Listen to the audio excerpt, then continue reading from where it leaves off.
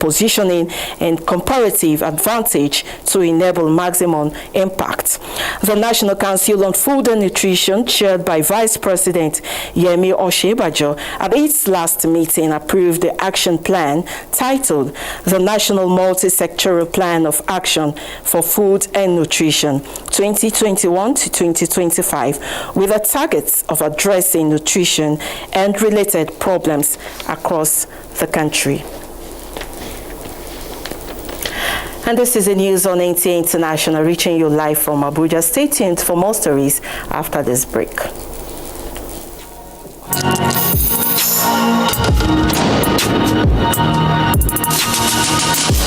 What limits you?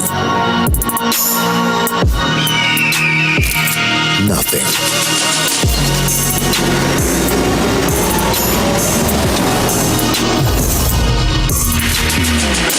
Who defines you?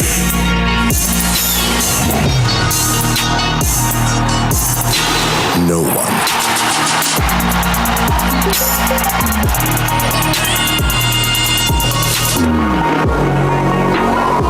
Where can you go? Everywhere. With unlimited super-fast internet access, free Intel to Intel calls, and crystal clear quality conversations, you can do and be whatever you want to be. Intel. Live more. Dialogue, empathy, love, and unity. These are vital components of nation building. I want to reiterate that the House will do all it can to make sure that everybody that has suffered from police violence, whether you are from the north, from the east, from the west, because everybody in Nigeria suffered from police violence, not just those of us from the southwest. That will be applicable to all, including policemen that lost their lives in this unfortunate incident. Let's build and not destroy. Many thanks for joining us. Turning now to the Brexit deal between UK and EU. The United Kingdom and European Union have reached a post-Brexit trade agreement after a month of negotiations. The breakthrough averts a much feared no-deal scenario that would have sparked economic chaos and risked major disruption to the flow of goods and medicines. Justin Bermuni gives an insight on the timeline and journey so far that led to this day. Path to Brexit became clearer on June 23, 2016, in the result that sent shockwaves across Britain and the EU. It emerged that 52% of the British public had voted for Brexit. And the next day, being 24 June 2016, the then British Prime Minister David Cameron announced he would resign by October, saying, and I quote, "I will do everything I can as Prime Minister to steady the ship over the coming weeks and months, but I do not think it would be right for me to try to be the captain that steers our country to its next destination." End of quote. Same year, July 13th, another Remainer, Theresa May, took the helm. She promised to the challenge of negotiating the UK's exit. And on April 18th of the year 2017, Theresa May announced a snap general election to be held on the 8th of June that year. On the said date, her gamble on a snap general election backfired spectacularly and she lost her Commons majority. She became the first head of a Conservative administration to be propped up by the DUP. She proposed a 2-year implementation period of around 2 years, where existing market arrangements will apply. Now, looking at related developments in 2018, Theresa May held a crunch cabinet meeting at Chequers in which her new Brexit plan was agreed. And in December 2018, just before the end of the year, British Prime Minister Theresa May abruptly deferred a parliamentary vote on her Brexit deal, again throwing Britain's plan to leave the European Union into chaos when she admitted that she faced a defeat, and also days after she survived an attempt to oust her in a confidence vote triggered by the powerful so-called 1922 committee. In January of the following year, 2019, members of Parliament rejected Theresa May's Brexit plans by an emphatic 432 votes to 202 in a historic vote which threw the future of her administration and the nature of the UK's withdrawal into doubt. In March last year, Britain's parliament rejected Theresa May's deal for a second time, deepening the country's worst political crisis for generations. 17 days before the planned departure date, as the members of parliament voted overwhelmingly to seek a delay in Britain's exit from the European Union.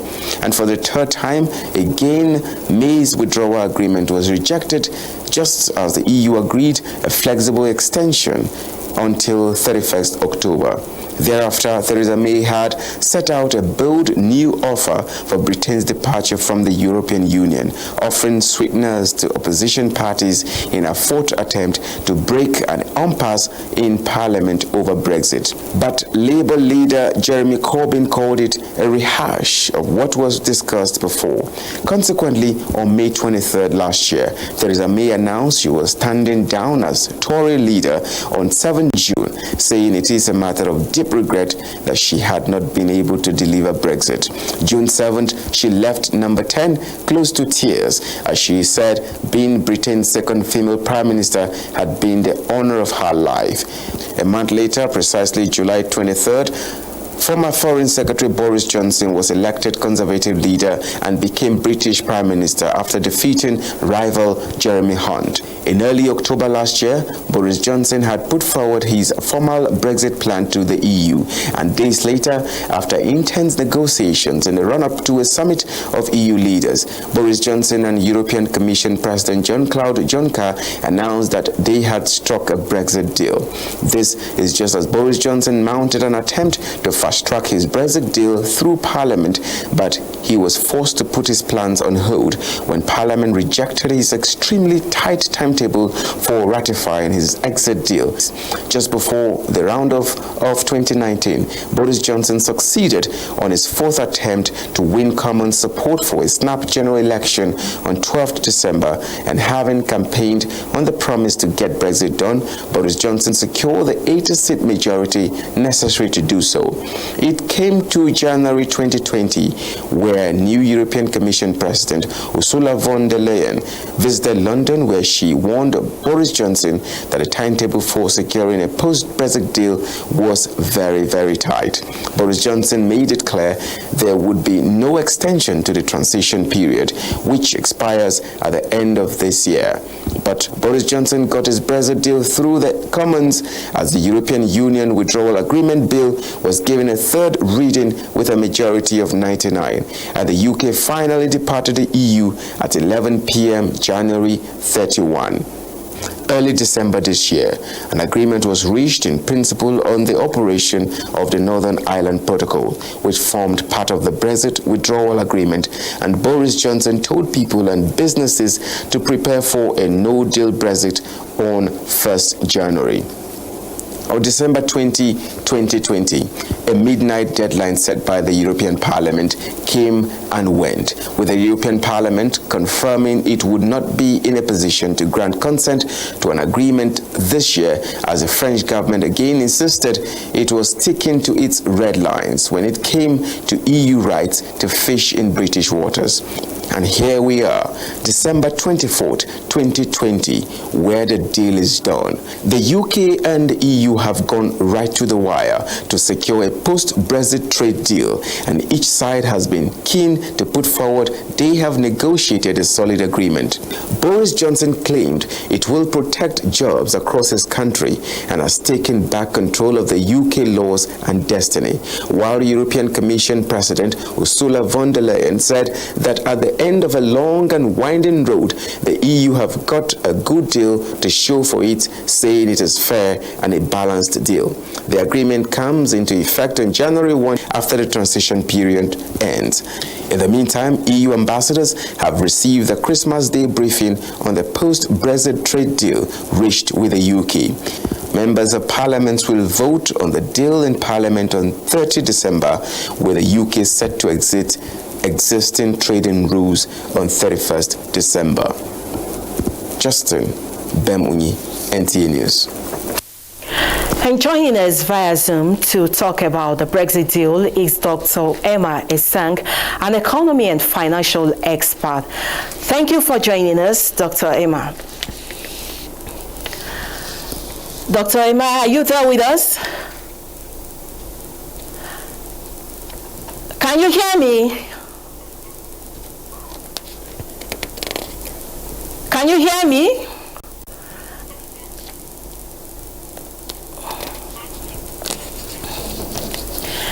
Apologies for that. We couldn't connect to our guest due to network failure.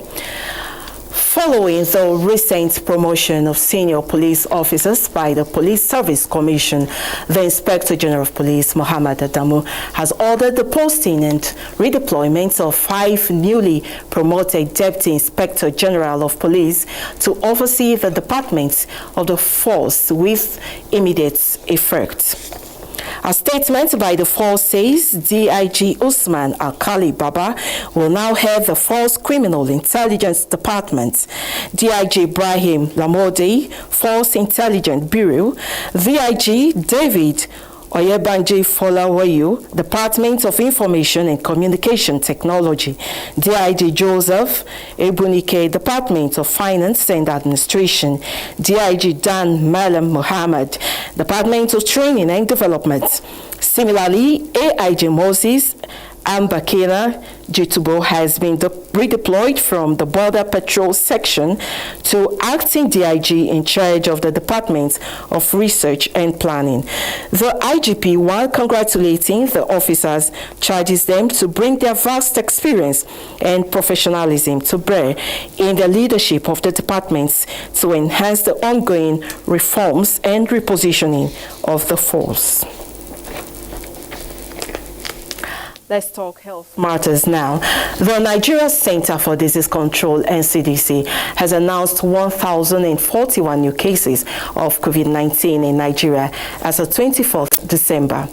The breakdown shows that Lagos has 316, FCT 210, Kaduna 8, Plateau 70, Gombe 56, Oyo 56, Katsina 47, Nasarawa 35, Kano 33, Ogun 21, Rivers 17, Niger 14, Imo 14, others are Delta 12, Kwara 12, Edo 12, Benue 9, Anambra 8, Taraba 4, Ekiti 4, Ebonyi 6, Bayelsa 1, and Sokoto 1. Total confirmed cases 81,963, and 69,651 have been discharged, and 1,242 deaths recorded.